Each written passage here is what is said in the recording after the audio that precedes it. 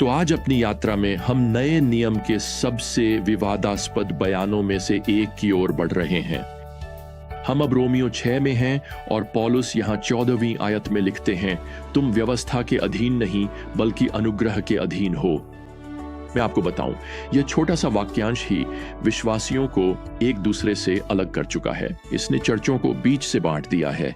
इसने बहुत भ्रम और मसीही समुदाय में अलग अलग राय पैदा कर दी हैं। और यह वास्तव में दुखद है, क्योंकि पौलुस ने 14वीं आयत को एक सारांश वाक्य के रूप में लिखा था, जो मसीहियों के लिए उत्सव का कारण बने, न कि विभाजन का। पौलुस ने अभी अभी यह खबर दी है कि हम अब पाप में बंधे नहीं हैं, हम अपने उद्धार में सुरक्षित हैं। हम अपने जीवन को परमेश्वर की महिमा के लिए समर्पित करने में सक्षम हैं। लेकिन अब यह छोटी सी आयत, यह आयत हमारे परमेश्वर के अनुग्रह द्वारा हुए छुटकारे का सारांश है। और फिर भी यह बाइबल की सबसे अधिक गलत समझी जाने वाली आयतों में से एक बन गई है। तो पौलुस का यह कहने का क्या अर्थ है कि विश्वास करने वाला अब व्यवस्था के अधीन नहीं है? खैर, यूनानी भाषा में अधीन शब्द का अर्थ है नियंत्रण में होना, या आप इसे अधीनता में भी अनुवाद कर सकते हैं। पौलुस यहां कह रहे हैं कि विश्वास करने वाला अब व्यवस्था के अधीन नहीं है, अब वह अनुग्रह के नियंत्रित प्रभाव के अधीन है। आप जानते हैं यहां पौलुस का क्या अर्थ है। इसे न समझना आपके जीवन के हर पहलू को विकृत कर सकता है, और इसे सही समझना आपके जीवन के हर पहलू को प्रेरित कर सकता है। और मुझे यह बताने दीजिए, यहां मैं 3 बातें आपके सामने रखना चाहता हूं। पहली बात, पौलुस कह रहे हैं कि मसीही व्यक्ति परमेश्वर की स्वीकृति प्राप्त करने के लिए व्यवस्था की मांगों के अधीन नहीं है। अब याद रखिए, उद्धार परमेश्वर के अनुग्रह से है, इस तथ्य के बावजूद कि हम व्यवस्था को तोड़ते हैं। दूसरी बात, हम व्यवस्था की दंड के अधीन नहीं हैं। पौलुस यहां आगे 6 अध्याय के 28वें पद में लिखते हैं, पाप की मजदूरी अर्थात व्यवस्था को तोड़ने का दंड मृत्यु है, परंतु परमेश्वर का वरदान हमारे प्रभु मसीह यीशु में अनंत जीवन है।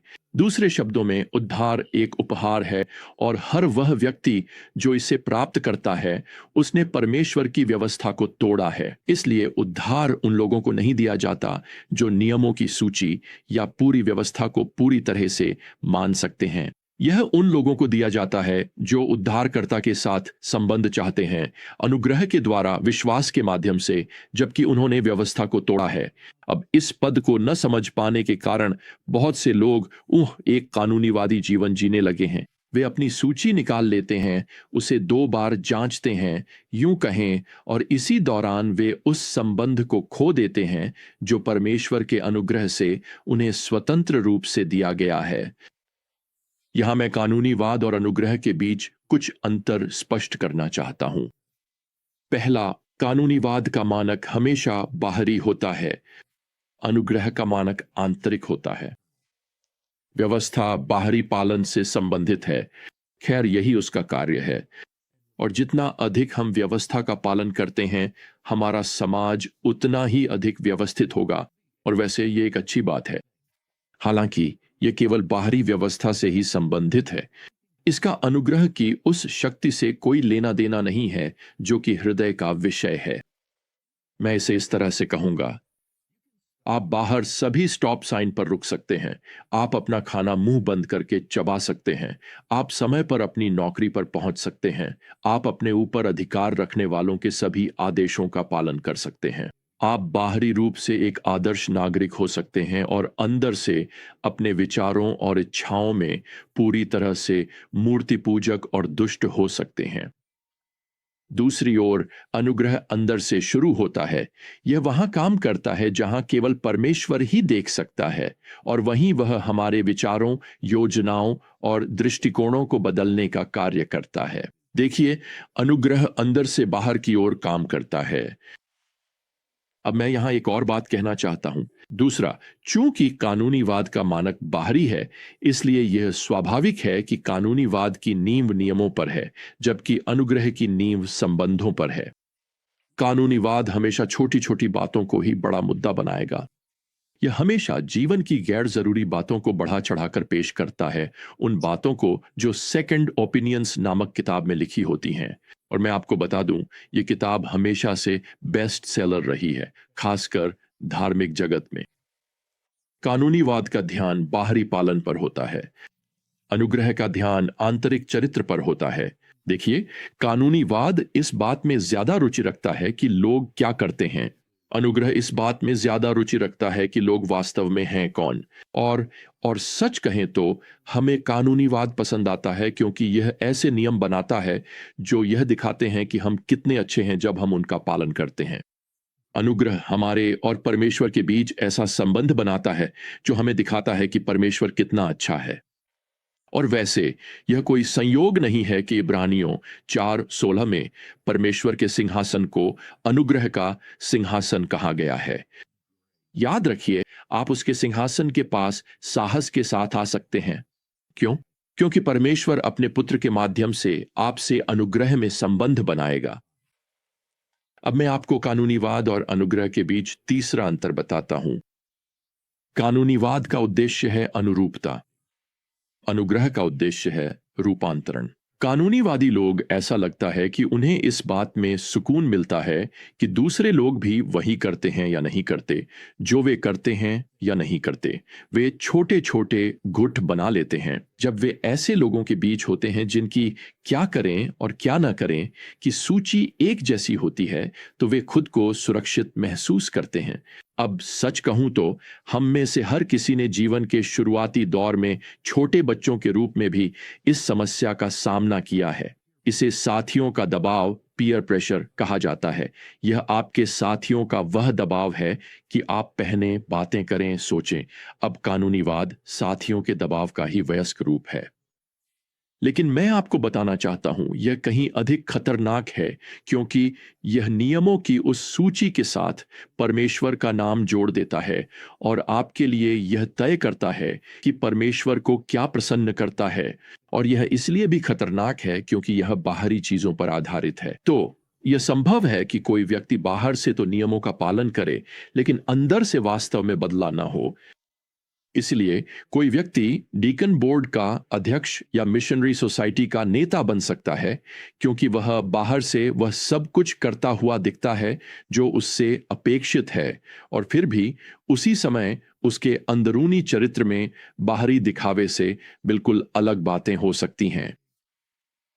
अब जब हम इस विषय पर बात कर रहे हैं तो मैं यहां एक और अंतर जोड़ना चाहता हूं। यह रहा, कानूनवाद का फल डर है, अनुग्रह का फल संगति है। आप जानते हैं, जब मूसा वे पत्थर की पट्टिकाएं माउंट सीनाई से नीचे लाए तो वे स्वतंत्रता नहीं लाए थे, वे कानून लेकर आए थे। अब इसका उद्देश्य सभ्यता लाना था, जो कि एक अच्छी बात है, लेकिन सभ्यता आध्यात्मिकता नहीं पैदा कर सकती। इसके लिए एक और पहाड़ी की चोटी पर होने वाली घटना की जरूरत होगी जो स्वतंत्रता लाए। हम इसे माउंट कैलवरी कहते हैं। मसीह के क्रूस ने हमें डर की भावना से मुक्त किया और उसकी जगह परमेश्वर के साथ संगति दी। आज प्रभु की आज्ञा मानने की प्रेरणा यह डर नहीं है कि अगर हम रास्ते से भटक गए तो परमेश्वर हमें स्वर्ग से दंडित कर देंगे। नहीं, हमारे पवित्र जीवन जीने का प्रोत्साहन वह कृतज्ञता है जो हमें उस परमेश्वर के लिए है जिसने हमसे प्रेम किया और अपने पुत्र यीशु मसीह के क्रूस पर हमारे लिए स्वयं को दे दिया। कानूनवाद डर लाता है और वह केवल और अधिक अपराध बोध उत्पन्न करता है। दूसरी ओर अनुग्रह संगति लाता है और वह केवल और अधिक कृतज्ञता उत्पन्न करता है। मुझे मैथ्यू हेनरी की याद आती है, जो 1700 के दशक की शुरुआत के प्रसिद्ध बाइबल टीकाकार थे। एक दिन उन्हें चोरों ने लूट लिया था, और मैं आपको बताऊं, लूटे जाना एक ऐसी घटना थी जिससे शायद उन्हें यह सोचने पर मजबूर होना पड़ा कि क्या परमेश्वर उनसे प्रेम करते हैं या शायद परमेश्वर उनसे नाराज हैं, या शायद वे वैसे नहीं जी रहे थे जैसे उन्हें जीना चाहिए था। लेकिन इसके बजाय उस दिन के अंत में मैथ्यू हेनरी ने अपनी डायरी में यह लिखा। यह है जो उन्होंने लिखा। पहला, मुझे आभारी होना चाहिए कि मुझे पहले कभी लूटा नहीं गया। दूसरा, हालांकि उन्होंने मेरा बटुआ ले लिया लेकिन मेरी जान नहीं ली। तीसरा, हालांकि उन्होंने मेरा सब कुछ ले लिया, लेकिन वह ज्यादा नहीं था। चौथा, मुझे आभारी होना चाहिए क्योंकि लूटा गया मैं था, लूटने वाला मैं नहीं था। खैर, यह एक ऐसे व्यक्ति द्वारा लिखा गया था जिसे अनुग्रह के सिद्धांत ने आंतरिक रूप से बदल दिया था, और उसने यहां कृतज्ञता के भाव के साथ उस परम अनुग्रह के परमेश्वर के प्रति आभार व्यक्त किया जिसके वह स्वामी थे। इससे उसे यह डर नहीं लगा कि परमेश्वर उससे प्रेम नहीं करता, बल्कि इससे वह इस बात के लिए आभारी हुआ कि परमेश्वर उससे प्रेम करता है। खैर, प्रियजनों, आज आप भी मसीह में विश्वास के द्वारा उसी के हैं, और प्रभु आज आपके भीतर कुछ करना चाहता है। वह आपके भीतर स्वाभाविक रूप से मौजूद नियमवाद की प्रवृत्ति को समाप्त करना चाहता है, यानी वह इच्छा कि आप अपने बनाए हुए सभी नियमों का पालन करके या पूर्ण बनने की कोशिश करके उसे प्रसन्न करें। इसके बजाय वह चाहता है कि आप आज उसके साथ अपनी संगति में आनंदित हों। तो क्यों ना आप आज कुछ समय निकालकर प्रभु का उसकी सचमुच अद्भुत अनुग्रह के लिए धन्यवाद करें। जब तक हम फिर से यात्रा शुरू न करें, प्रियजनों, अगली बार तक प्रभु यीशु मसीह का अनुग्रह, परमेश्वर का प्रेम और पवित्र आत्मा की संगति आप सभी के साथ बनी रहे। आमीन।